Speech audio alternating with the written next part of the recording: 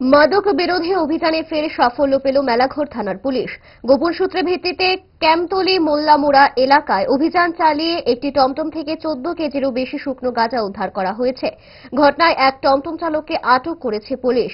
মেলাঘর থানার এসআই অসিত ভট্টাচার্যের নেতৃত্বে পরিচালিত অভিযানে কালো ব্যাগের মধ্যে প্যাকেটজাত অবস্থায় গাঁজাগুলি উদ্ধার করা হয়।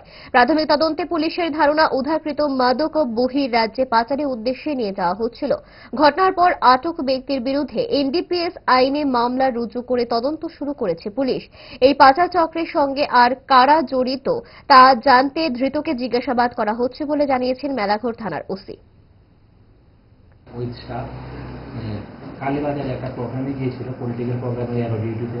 ফেরার সময় রাস্তাতে একটা সাসপেক্টেড অটো গাড়ি দেখতে পায় এবং ওই গাড়িটাকে ডিটেন করা হয়। এনডিপিএস এর প্রসিডিউর সমস্ত কিছু মেনটেন করে আমাদের কাছে ইনফর্ম যখন করা হয় আমরা নিজেরাও যাই, আমি নিজেও যাই, সাথে আমাদের অন্যান্য অফিসিয়াল বিপিএম ওরাও যায়।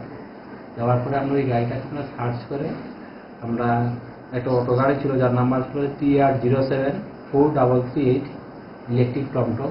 সেই গাড়ি থেকে আমরা 7টা প্যাকেটে আমরা 14 কেজি ড্রাই গাঁজা আমরা সিজ করি। তৎসঙ্গে ওই অটো ড্রাইভার তাকে আমরা অ্যারেস্ট করি। স্যার, এটা কি স্যার মামলা রুজু হয়েছে? এনডিপিএস মামলা রুজু হয়েছে? আমরা থানাতে এসেছি, আমরা এখন এনডিপিএস এর মামলা